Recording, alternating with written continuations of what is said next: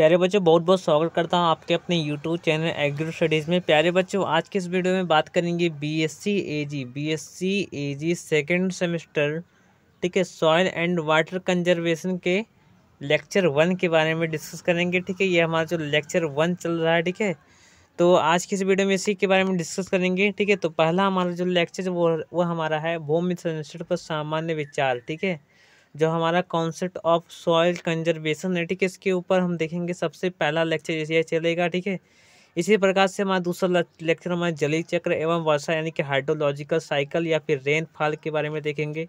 इसके बाद मृदा क्षरण क्या होता है, ठीक है, यानी कि मृदा कटाव क्या होता है। इसके बाद जलीय मृदा क्षरण क्या होता है। इसके बाद जलीय मृदा क्षरण का नियंत्रण किस प्रकार से होता है। ठीक है, तो इसी प्रकार से कंटिन्यू चलेंगे। ठीक है, जो हमारी टोटल लेक्चर जो चलेंगे, ठीक है, वो हमारे जो टोटल लेक्चर रहेंगे 14 लेक्चर चलेंगे। कितने लेक्चर चलेंगे? 14 लेक्चर चलेंगे। ठीक है, और 14 लेक्चर हमारे इकोनॉमिक्स के भी है। ठीक है, इस प्रकार से 14 लेक्चर टोटल चलेंगे। तो वीडियो को बिना देरी किए स्टार्ट करते। यदि आपको कोई डाउट है, ठीक है, यानी कि यदि आपको कोई भी समस्या है, तो आप लोग हमारे व्हाट्सएप नंबर पर आप लोग कॉल कर सकते हैं। ओनली वन आप लोग मैसेज कीजिएगा, ठीक है, कॉल मत कीजिएगा। यदि अर्जेंट काम है तो आप लोग कॉल कीजिएगा या फिर आप लोग मैसेज कर दीजिएगा। ठीक है, कोई डाउट हो तो, ठीक है, आपके मन में।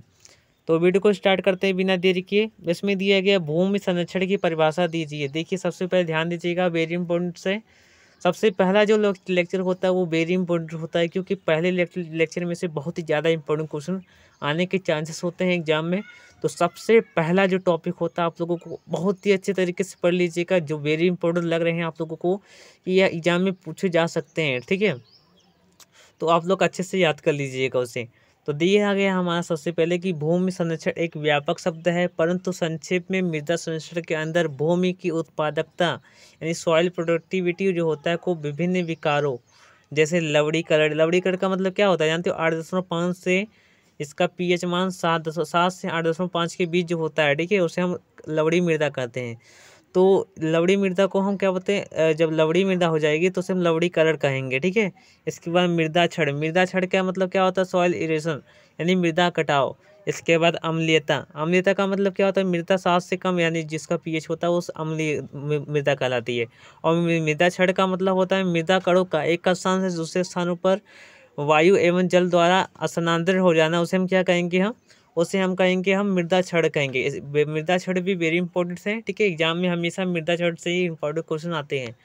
आदि से सुरक्षित रखना मृदा संरक्षण के अंदर हम निम्न बातों का विशेषतः ध्यान रखते हैं। पहला हमारा आता है विकार रहित उत्पादक भूमियों की उत्पादक क्षमता ऊंचे स्तर पर स्थिर रखना, विकृत भूमियों की नष्ट हुई उत्पादक क्षमता को सुधारने का प्रयास करना, विभिन्न विकारों जैसे मृदा क्षरण, लवणीकरण, क्षारीकरण, अम्लीकरण, ठीक है, इस प्रकार से अनेक प्रकार से हैं।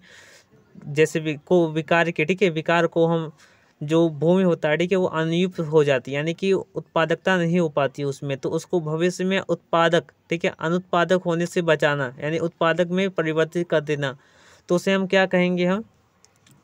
तो इस प्रकार से हमारा है। ठीक है, भूमि संरक्षण की परिभाषा योजना 1942, ठीक है, योजना आयोग 1942 ने निम्न प्रकार से दी गई है। ठीक है, तो इसकी डेफिनेशन देख लेते हैं भूमि संरक्षण क्या होता है इसका। देखिए, सबसे पहले ध्यान दीजिएगा, मृदा क्षरण संरक्षण का अर्थ हमारा होता है कि मृदा प्रबंध की सभी विधियों द्वारा मृदा की उर्वरता को अंशतः अथवा पूर्णतया विभिन्न विकारों जो मृदा क्षरण हवा अथवा पानी द्वारा जलमग्नता यानी जलमग्नता से तात्पर्य हमारा यह है कि किसी खेत में, ठीक है, या फिर किसी भी क्षेत्र में पानी के कारण मतलब जल भराव हो जाना, तो उसे जलमग्नता कहते हैं। ठीक है, जलमग्नता उद्वलन से सघन खेती एवं चराई से उत्पन्न होते हैं, ठीक है, बचाए रखना हमारा मृदा संरक्षण कहलाता है। बेनेट ने क्या कहा था? बेनेट के अनुसार भूमि संरक्षण भूमि को उसी प्रयोग में लाना है जिस प्रयोग के लिए वह योग्य है। भूमि का उपयोग किस लिए किया जाता है? फसलों को उगाने के लिए करते हैं।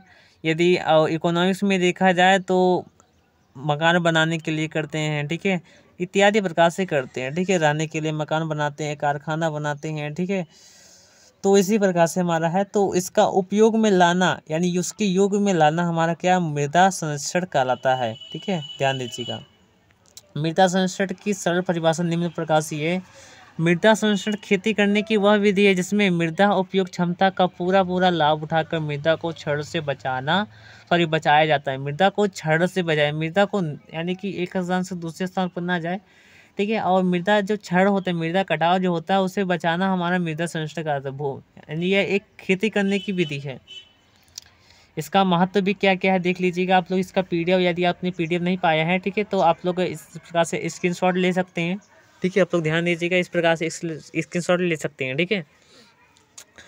मृदा संरक्षण के लिए सरकार द्वारा किए गए कार्य। योजना आयोग के केंद्रीय स्तर पर केंद्रीय भूमि उपयोग व भूमि संरक्षण संगठन और प्रांतों में प्रांत भूमि उपयोग व भूमि संरक्षण बोर्ड स्थापित करने की सिफारिश की, ठीक है प्यारे बच्चों। तो प्यारे बच्चों देखिए, इसका महत्व तो हो गया, ठीक है। तो इसके कार्य देख लेते हैं। तो इसमें कार्य में दिया गया है सर्वेक्षण करके भूमि क्षरण की समस्याओं को दूर करके, ठीक है, करने के उपाय करना, ठीक है प्यारे बच्चों। दूसरा हमारा दिया गया है भूमि क्षरण और भूमि सुरक्षा के लिए एक सामूहिक नीति बनाने का कार्य करना। ये जो हमारा दोस्तों है, आप लोगों को बता देना चाहता हूँ कि ये हमारा सरकार द्वारा चलाई जा रही है, ठीक है। इसके कार्य किए जा रहे हैं। राज्य सरकारों को इस संबंध में कानून बनाने में सहायता देना, ठीक है। सब राज्य सरकारों को एक साथ मिलाकर एक ऐसी योजना बनाए जिसमें नदियों पर बांध बनाने व राजस्थान के रेगिस्तान को रोकने के उपाय करना व अनुसंधान और प्रदर्शन कार्य करना। उत्तर प्रदेश में भी यही पर लागू, इसी प्रकार से लागू है, ठीक है। इस प्रकार से भूमि संरक्षण की शाखा का जो कि वन अनुसंधान संस्था देहरादून में है, FRI फॉरेस्ट रिसर्च इंस्टीट्यूट, ठीक है, वन अनुसंधान संस्थान या फिर संस्था आप लोग देख लीजिए, ठीक है, जो देहरादून में है, और रेगिस्तान अनुसंधान संस्थान यानी कि डिस्कर्ट रिसर्च इंस्टीट्यूट जो जोधपुर को चलाना, ठीक है। इस प्रकार से नेक्स्ट हमारा दिया गया है कि भूमि संरक्षण के कार्य के लिए विज्ञापन और प्रशिक्षण का प्रबंध करना, एडवर्टाइजमेंट करना। इसके बाद इसी प्रकार के कार्य राजकीय भूमि उपयोग एवं भूमि संरक्षण बोर्ड, state land utilisation and soil conservation board के हैं। योजना आयोग की सिफारिश के अनुसार दिसंबर 1953 से केंद्रीय सरकार ने केंद्रीय भूमि सुरक्षा बोर्ड स्थापित कर दी है। राज्यों में भी इस प्रकार के अब 22 बोर्ड्स बन चुके हैं। कितने बोर्ड्स बने हैं? 22 बोर्ड्स बन चुके हैं। पूछा जा सकता है सवाल कि योजना आयोग की सिफारिश से, ठीक है, दिसंबर 1953 में केंद्र सरकार ने केंद्रीय भूमि सुरक्षा पर कितने बोर्ड स्थापित किए गए हैं? तो राज्य में भी इस प्रकार से अभी तक 22 बोर्ड बन चुके हैं, ठीक है। पहली पंचवर्षीय योजना कब स्टार्ट हुई थी? 1951 में हुई थी, आप लोग ध्यान दीजिएगा। तो पहली पंचवर्षीय योजना में भूमि सुरक्षा यानी कि सॉइल कंजर्वेशन के लिए 2 करोड़ रुपया स्वीकृत किया गया था, परंतु योजना के पहले 3 साल में कोई खर्चा न होने के कारण यह अनुदान घटाकर 1 करोड़ रुपया कर दिया गया था। यानी कि 2 करोड़ रुपया किया गया था, लेकिन कोई भी खर्चा नहीं हुआ था, इसलिए इसको घटाकर 1 करोड़ कर दिया गया। इसके बाद दूसरी पंचवर्षीय कब हुई थी? 5 वर्षों के बाद 1956 ईस्वी में दूसरी पंचवर्षीय योजना स्टार्ट हुई थी।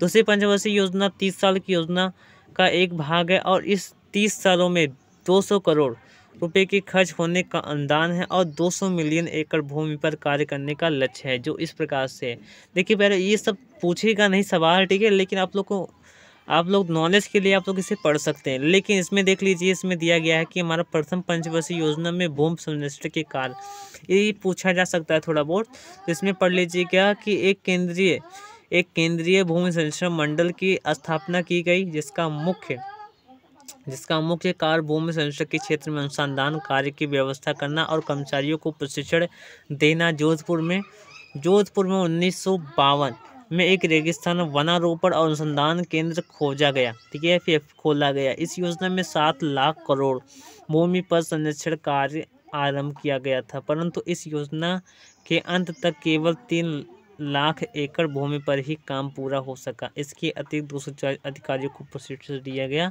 और 21.25 एकड़ बंजर भूमि पर वृक्षारोपण किया गया। ये सब इम्पोर्टेंट नहीं है, ठीक है प्यारे बच्चों। जो इम्पोर्टेंट रहेंगे वही इसी के बारे में केवल आप लोगों को बताऊंगा। आप लोग जानते ही हैं कि केवल इम्पोर्टेंट क्वेश्चन ही केवल आप लोगों को डिस्कस कराता हूँ और अच्छे से एक्सप्लेन कराता हूँ, ठीक है। तो प्यारे बच्चों, बस आज की इस वीडियो में बस इतना है। नेक्स्ट वीडियो हमारा होने वाला हाइड्रोलॉजिकल साइकिल के ऊपर होने वाला, जो वेरी मोस्टली बहुत ज़्यादा इंपॉर्टेंट है, एग्जाम के दृष्टि से वेरी इंपॉर्टेंट है, ठीक है। तो प्यारे बच्चों हमारी वीडियो को लाइक करें, चैनल को सब्सक्राइब करें, उन सभी प्यारे भाइयों के पास सेंड करें जो BSc AG सेकेंड सेमेस्टर में है, ठीक है। और देखिए आप लोगों का जिन बच्चों का सेकेंड सेमेस्टर का फर्स्ट सेमेस्टर का जिनका एग्ज़ाम हो गया वो सेकेंड सेमेस्टर की क्लासेस मैं स्टार्ट कर दिया हूँ, तो आप लोग ज्वाइन हो जाइए, ठीक है। और यदि ज्वाइन नहीं होने में कोई समस्या है तो आप लोग बता सकते हैं, ठीक है। मैं रोक भी सकता हूँ, सेकेंड सेमेस्टर क्लासेस बंद भी कर सकता हूँ, ठीक है। तो आप लोग ध्यान दीजिएगा, आप लोग जैसे कहेंगे मैं वैसा ही करूँगा, ठीक है। ये तो आप लोगों के ऊपर डिपेंड करता है, जब आपकी जो डिमांड होगी मैं वही से वही वीडियो बनाऊँगा, ठीक है। ध्यान दीजिएगा। और BSc AG एंट्रेंस एग्ज़ाम वाले बच्चे भी ध्यान दीजिएगा कि BSc AG एंट्रेंस एग्ज़ाम का भी वीडियो आने वाला है, ठीक है। कुछ दिनों में मतलब 2-4 मतलब लोगों को भी हायर कर लूँगा, ठीक है। उसके बाद बहुत ही अच्छे तरीके से मतलब वीडियो बनते जाएंगे और दिन में कंटिन्यू 5 से 6 वीडियो लगातार आएंगे। तो आप लोगों को कोई भी चिंता करने की आवश्यकता नहीं है, ठीक है। प्यारे बच्चे बहुत बहुत धन्यवाद। जय हिंद जय भारत। बस इतनी सूचना मिली आप लोगों के लिए, बहुत बहुत